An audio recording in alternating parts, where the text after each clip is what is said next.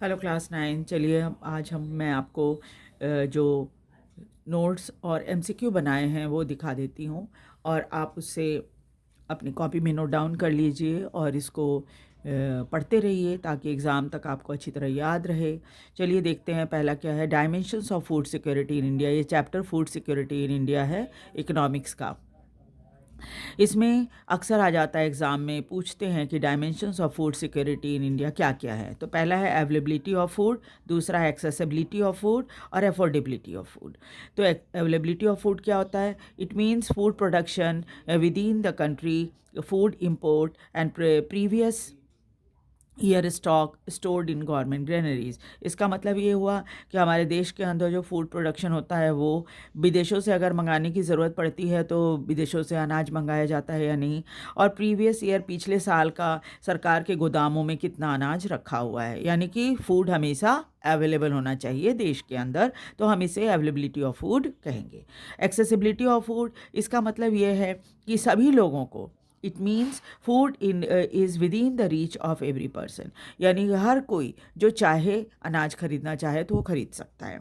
Affordability of food, it means an individual has enough money to buy sufficient safe and nutritious food to meet one's dietary need। और इंसान के पास या हर नागरिक के पास इतना पैसा होना चाहिए कि वो अनाज खरीद सके, एक जो हमारे शरीर को जितनी एक न्यूट्रिशन की ज़रूरत पड़ती है उसके हिसाब से, है ना। इसको हम कहेंगे अफोर्ड, मतलब हम अफोर्ड कर सकते हैं अनाज को ख़रीदना, है ना।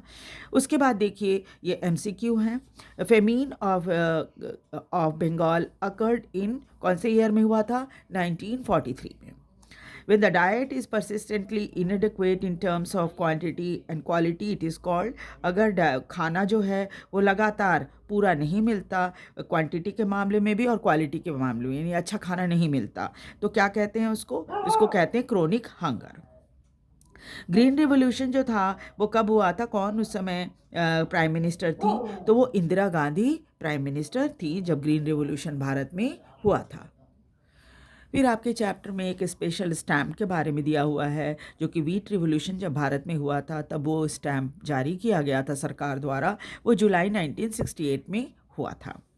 उसके बाद है फूड सिक्योरिटी जो इंडिया में होती है उसमें उसके दो हिस्से होते हैं, दो पार्ट होते हैं, दो कंपोनेंट होते हैं। उसको बफर स्टॉक और पब्लिक डिस्ट्रीब्यूशन सिस्टम कहा जाता है। उसके बाद है फूड फॉर वर्क प्रोग्राम जो था वो भारत में कौन से साल में आया था? तो आया था 1977-78 में। उसके बाद है कि 2002 special scheme were launched by the government for special target group poorest of the poor and indignant senior citizen. तो दो प्रोग्राम जो चले थे वो क्या थे? अंत्योदय अन्न योजना और अन्नपूर्णा योजना। तो इसके लिए आप क्या करेंगे? ओनली ए एंड बी पे टिक लगाएंगे। उसके बाद देखिए फुल फॉर्म ऑफ एनएसएसओ, यानी एनएसएसओ का फुल फॉर्म क्या होता है? वो है नेशनल सैंपल सर्वे ऑर्गेनाइजेशन। फिर एमएसपी का क्या मतलब होता है? Minimum support price. फिर पुअरेस्ट स्टेट भारत में कौन कौन से हैं? वो हैं बिहार और उड़ीसा। सब में मैंने टिक लगा दिया है, आप उसी के हिसाब से नोट डाउन कर लीजिएगा अपनी कॉपी में।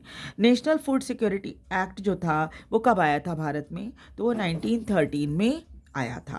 कुछ वर्ड्स ऐसे हैं जिनकी फुल फॉर्म भी अक्सर एग्ज़ाम में आ जाती है, जैसे अंत्योदय या अन्न योजना को AAY कहा जाता है, पब्लिक डिस्ट्रीब्यूशन सिस्टम को PDS कहा जाता है, BPL below poverty line, APL above poverty line, MSP minimum support price, APS Annapurna scheme और FCI food corporation of India को कहा जाता है। ठीक है, तो आप इसको ध्यान से देख लीजिएगा, कॉपी में नोट डाउन भी कर लीजिएगा और वीडियो को लाइक और सब्सक्राइब भी ज़रूर कर दीजिएगा, शेयर भी कीजिएगा ताकि दूसरे बच्चे भी इसे देख सकें और इसका फ़ायदा उठा सकें।